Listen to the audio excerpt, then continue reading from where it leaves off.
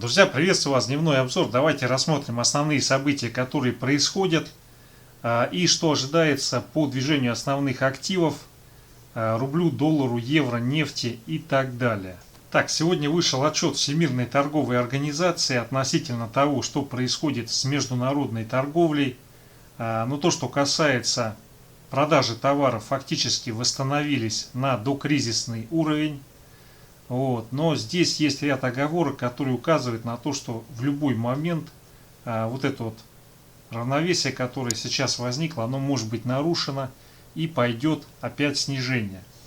Здесь также надо обратить внимание на то, что международные коммерческие авиаперевозки, которые внутри Европы происходят, они начали восстанавливаться, скажем так, более энергично, чем вообще международные по всему миру. Но сейчас по ним пошла существенная просадка. И на текущий момент времени коммерческие международные авиаперевозки, они в районе 50% восстановились, даже чуть меньше по сравнению с тем, что было до коронавирусного кризиса. Что касается перевозок контейнеров, то здесь восстановление произошло очень близко уже к 100%. Там, по-моему, если не ошибаюсь, 75 или 80 и даже более. Но это говорит о том, что грузы они по миру идут, но опять же то, что касается перевозок коммерческих морских, здесь есть момент, который связан со значением стоимости морского фрахта Baltic Dry. На текущий момент индекс Baltic Dry начал существенно проседать. У него было критичное значение, это 1250, который он пробил. Сейчас, конечно, он пытается закрепиться и проторговаться в районе 1100, но скорее всего такое движение, которое пошло, оно будет означать дальнейшее движение в район 1000. Это говорит о том, что падает спрос на международные перевозки коммерческие. Но сейчас он пытается развернуться, но здесь ситуация заключается в том, что если в обозримом будущем, там месяц-полтора, не будет возврата выше 1250 и закрепления, то вот эта фаза движения, она завершается уходом в район 800-700. И падение этого индекса означает то, что затухает международная торговля. В общем-то, и сейчас этот процесс, он может обостриться из-за того, что вторая волна, она никуда не делась. Конечно, как в утреннем видео я обращал внимание, что есть ряд, скажем так, анализов, которые пришли к умозаключению, что на основании определенных соотношений вторая волна должна вот-вот завершиться. И все будет хорошо. И кроме того, вообще по статистике, подобного рода заболевания с приходом холодов, они должны ослабнуть. Но с учетом того, как этот маховик раскрутился, я думаю, здесь, наверное, все-таки быстрого ослабления развития этой инфекции не произойдет. И поэтому здесь весьма такой сценарий на ближайшее время, скорее, я думаю, пессимистичный. Он связан со снижением в обозримые месяцы международной торговли. И это будет отражаться и на фондовом рынке международном. Так, есть и позитивные новости. Теслу внесли в индекс S&P 500.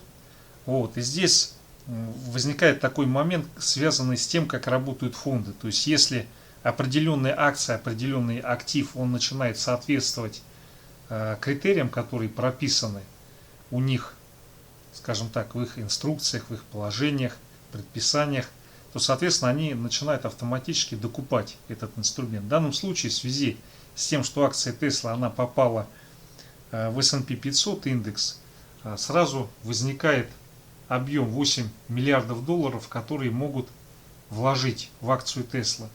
Так, здесь рисуночек, как соотносится капитализация Tesla с индексом европейским сток Европ 6000 Autos Index, автомобильный индекс Европы.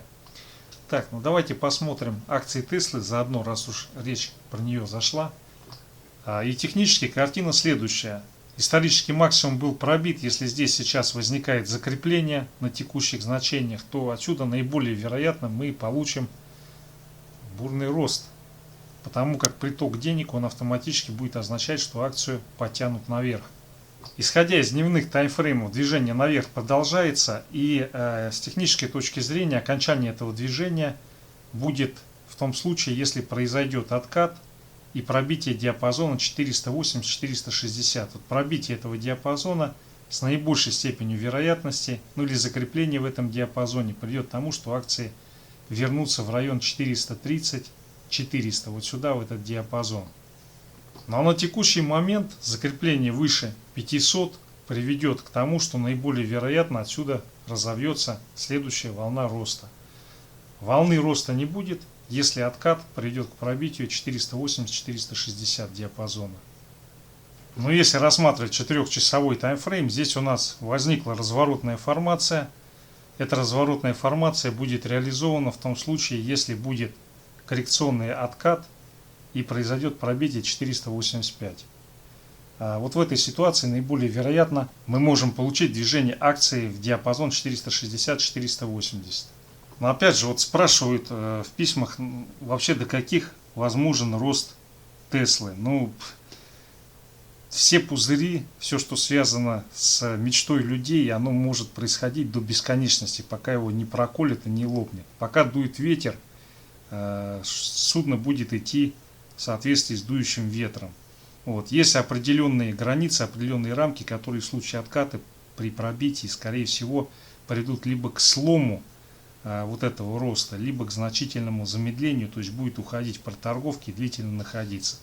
Но здесь вот я вижу такой диапазон, это 480-460. Если пробьет, то скорее всего либо весь этот рост сломается, либо будет длительно торговаться в диапазоне 450-430. Так, ну далее давайте вернемся к американскому фондовому рынку SFD на фьючерс S&P. Но у нас сегодня опять потестили 3550, сейчас идет отскок и попытка закрепиться на 3590. Если это произойдет, это очень хороший знак, и на следующей неделе мы тогда, скорее всего, будем продолжать рост. Ну и по часовику, вот у нас сейчас важный момент, это пробитие 3590. Если таковое происходит, то отсюда развивается импульс движения, цель которого будет 3620, вот сюда вот.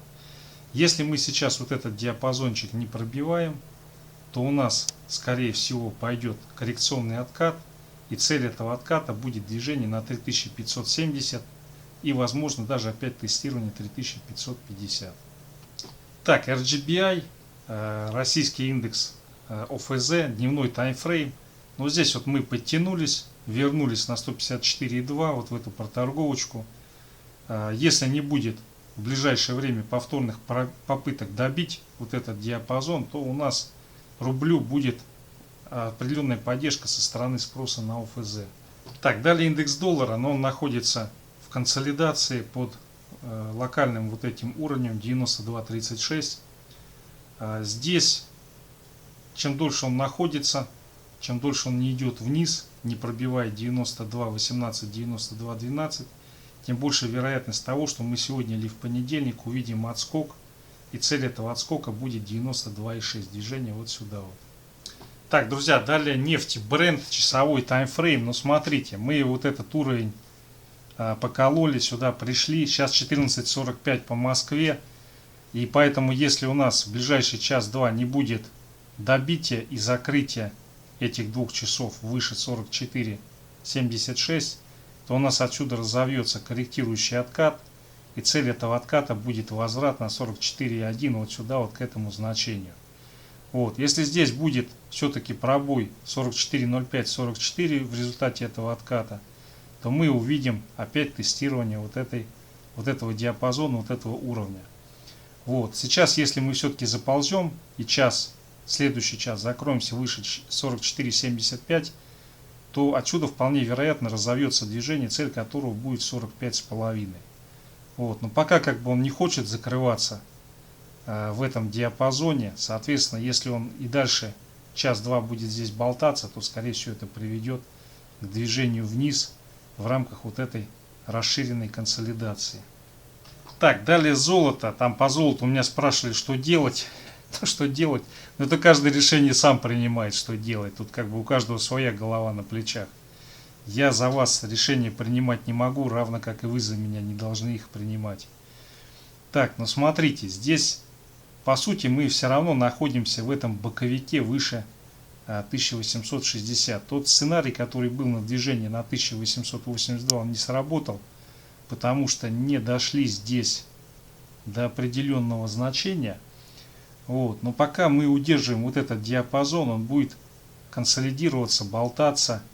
Вот сейчас здесь сузилась консолидация, верхняя граница 1868, нижняя граница 1859. Вот. Пробой, если будет нижней границы, то мы пойдем освежать 1855-1850. Но здесь сакральный уровень, конечно же, 1850, вот его пробитие, оно уже с высокой степенью вероятности пойдет к движению вниз. Пока мы сейчас на текущий момент находимся в растущей формации, вот здесь была попытка эту растущую формацию, локальную растущую формацию сломать, но она к успеху не привела, был ложный пробой.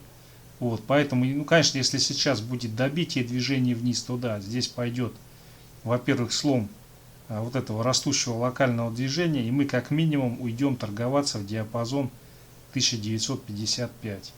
Вот, но пока здесь добоя вот этого уровня не произошло, который заканчивается 1859-1858, у нас все это идет консолидация, которая в любой момент может привести к пробою диапазона и уходу по направлению к 1882.